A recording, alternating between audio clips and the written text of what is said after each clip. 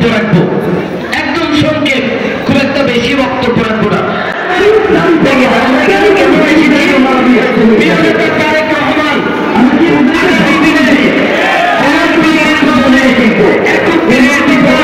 রাষ্ট্র মেরামতের একটি ঘোষণাপত্র দিয়েছে, সেটা আপনাদের কাছে পৌঁছায় দেওয়ার জন্য এসেছি।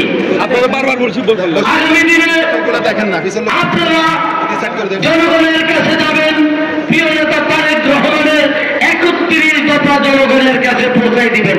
এই 31 দফা যদি জনগণ গ্রহণ করে তাহলে তারা দানের শীষকে ভোট দিবে। পারবেন না 31 দফা পৌঁছায় দিতে? এটা হলো আজকে আসার উদ্দেশ্য। এরপরে একটি কথা, গত 4 দিন আগে কুমিল্লার একটি দৈনিক পত্রিকায় একটি সংবাদ প্রকাশিত হয়েছিল। সেই সংবাদে কুমিল্লা 11টি আসনে বিএনপির প্রার্থী ঘোষণা করেছে। আমি সকালবেলা ঘুম থেকে উঠি সেটা দেখেছি। যদি সেটা সত্যি হয়ে থাকে, আজকে এই মুহূর্ত পর্যন্ত মোবাশের আলম পূজা প্রার্থী নাই। তথাপি ওইখানে কেন এসেছি? দানের শীষের পক্ষে ভোট। আজকে কিন্তু মোবাশের আলম পূজার প্রার্থী নাই। যদি ওই পত্রিকার নিউজ সত্য হয়ে থাকে, আমি কি বুঝাইতে পারছি? আমি ঘুম থেকে উঠি প্রথম অভিনন্দন জানিয়েছি, যে মনোনয়ন পাইছে তাকে অভিনন্দন জানাই দিচ্ছি। প্রশ্ন করতে পারেন তাহলে কেন আসছেন? আসছি দানের শীষের প্রার্থীর পক্ষে ভোট চাইতে। আমি কি বুঝাইতে পারছি? কিন্তু বিএনপির মনোনয়ন পাওয়ার জন্য ইতিমধ্যে বিএনপি ঘোষিত একটি নীতিমালা প্রণয়ন করেছে। আপনাদেরকে সেই নীতিমালাটা আমরা শোনাবো। যদি আমি সেই নীতিমালার মধ্যে পড়ি, আমার দল আমাকে মনোনয়ন দিবে। আমি যদি যোগ্য হই আমি মনোনয়ন পাবো, আমি মনোনয়ন বঞ্চিত হব। কিন্তু আমার মার্কা দানের শীষ। আর কোনো বক্তব্য শোনার দরকার আছে? ওকে, তাহলে দানের শীষে যাদের সাথে এবার প্রতিযোগিতা হবে সেটা হলো আমাদের সাবেক 4 দলীয় জোট, 20 দলীয় জোট তথা আমাদের সাথে বিভিন্ন সময়ে শরীফ জামাতে ইসলামী এবার আমাদের বিপরীতে নির্বাচন করবে। কিন্তু ইতিমধ্যে বিভিন্ন গ্রামগঞ্জের মা বোনদেরকে ওনারা নাকি বৃহস্পতির টিকিট বিক্রি করতেছে, পাল্লা মার্কায় ভোট দিলে বৃহস্পতি যাবে। দানের শীষে ভোট দিয়েছে, এইগুলো সবগুলো কি দুদকে যাবে? তাহলে আমরা এইসব নোংরা রাজনীতি আমি অতীতেও করিনি, আজকেও করিনি, আমি ভবিষ্যতেও করবো না। আমি 17 সালে আমার বয়স যখন 18 হয় নাই, 17 বছর কিছুদিন নাঙ্গলকোট উপজেলা গ্রাম আন্দোলনের মাধ্যমে আমি ছাত্র দলের কর্মী হই।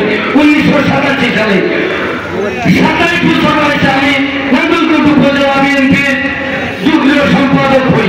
29 বছর বয়সে নাঙ্গলকোট উপজেলা বিএনপির 1 নম্বর ভাইস প্রেসিডেন্ট নির্বাচিত হই। আর 40 বছর বয়স হওয়ার আগে দানের শীষের প্রার্থী হিসাবে আপনাদের কাছে এসেছিলাম। এই আমাকে সবগুলা কেন্দ্রে ভোট দিয়ে আপনারা পাস করিয়েছেন, আমি আপনাদের কাছে কৃতজ্ঞ। কেন্দ্রে এর মধ্যে আরেকটি কথা না বলে নয়, আমি 18 সালে কারাগারে ছিলাম। এই রায়পুর দক্ষিণ পাতাগাঁও গ্রামের উপর যে বিভীষিত অত্যাচার করেছে, ইতিহাস যদি সত্য হয় সেই অপরাধীরা ক্ষমা পাবে না। আমি এমপি হই আর না হই, মনোনয়ন পাই আর না পাই, আমার দল যদি ক্ষমতা আসে সেই অপরাধীর ক্ষেত্রে চিহ্নিত করে তাদেরকে বিচারের আওতায় আনা হবে। আমি আরো ধন্যবাদ জানাই এই তুলাতলি বাজার, এটা রায়কোট সাবেক উত্তর দক্ষিণ এবং মুকুরার একটি সীমান্তবর্তী গ্রাম। এই গ্রামটি একটি শান্তিময় বাজার, যদিও আপনাদের একটি শান্তির বাজার আছে, কিন্তু তুলাতলি হল শহর অবস্থানের বাজার। এই বাজারের দোকানদার, এই বাজারের যে নাইট গার্ড, সে থেকে শুরু করে প্রত্যেকটি রাজনৈতিক দলের নেতা কর্মীরা শহর অবস্থান করে। গত 2 থেকে 3 দিন আপনারা জানেন আমাদের দলে একটা বিচ্ছিন্নতাবাদী গ্রুপ, ওই যে যাদের চরিত্রের সাথে একটু আগে যে রেকর্ড শুনেছেন, যারা 2008 সালে 29শে ডিসেম্বর নৌকা মার্কায় ভোট দিয়েছিল, আমার নিশ্চিত বিজয়কে অনিশ্চিত করেছে, তারা বলেছে যেন তুলাতলি বাজারে আজকের এই মিটিং হতে না পারে, মুবাশশির ভূঁইয়া যেন আসতে না পারে। কিন্তু ওই যে মাটি হলো খাঁটি, নারীর টান যে দাও করে সবাই, নারী কিন্তু একটা।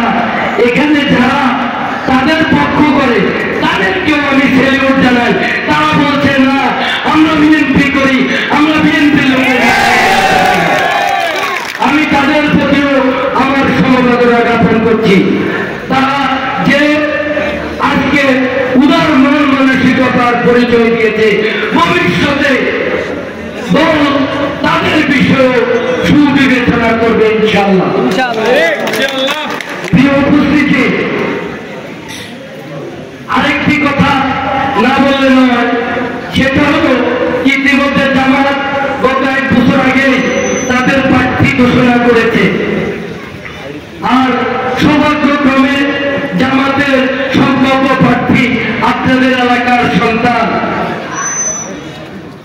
আমি আপনাদের উপস্থিতিতে একটি কথা বলে যেতে চাই, আপনি যদি চূড়ান্ত মনোনয়ন দিয়ে দাঁড়িপাল্লার পক্ষ নিয়ে নির্বাচন করেন, আপনি যখন যোদ্ধা যাবেন, আপনার জন্য সবচেয়ে নিরাপদ বাড়ি আমার বাড়ি।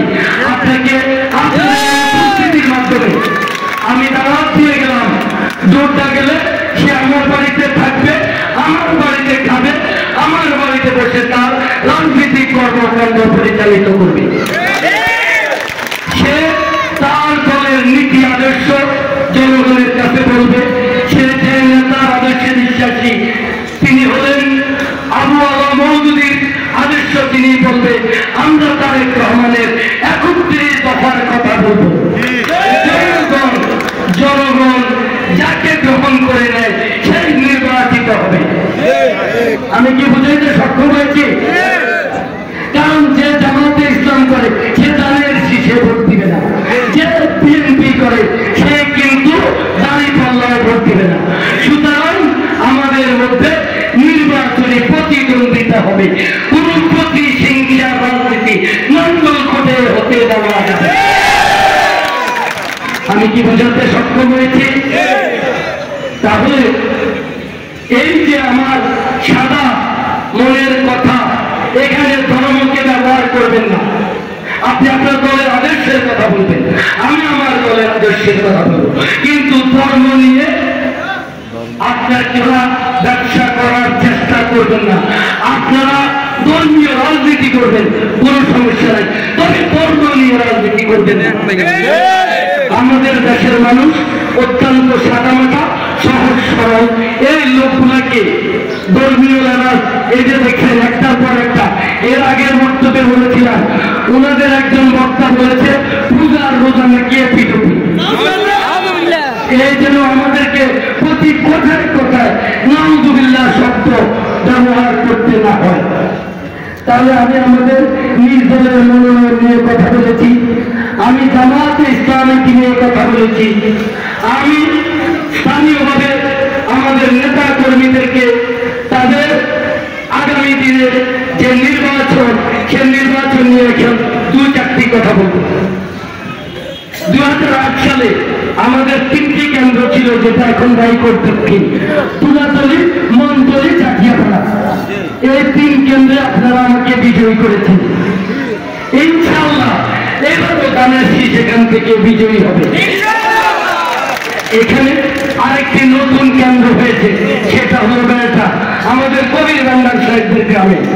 আমি এই কেন্দ্র কবির ভান্ডারের কাছে আমানত দিয়ে গেলাম। ওনাকে বুড়াকালে অন্য গ্রামে দেওয়ার ভোটটা বানাই দিত, উনি বরং অন্য গ্রামের বিশেষ করে গ্রাম পাড়ার লোক যারা আপনার গ্রামে যাবে, আপনি তাদেরকে নিরাপদে ভোট দেওয়ার ব্যবস্থা করে দিবেন। তাহলে আমার আসার পিছনে একটা উদ্দেশ্য আছে না? আচ্ছা, তাহলে কিভাবে হবে?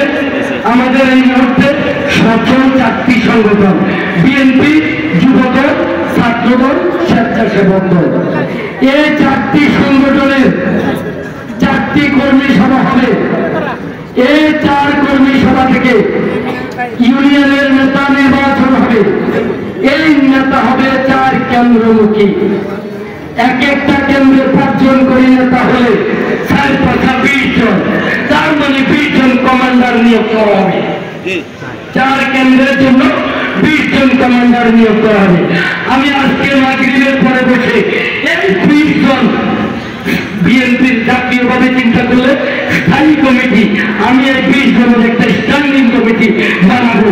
এই 20 জনের মাধ্যমে আগামী দিনে রাজনীতির রাজনীতি পরিচালিত হবে।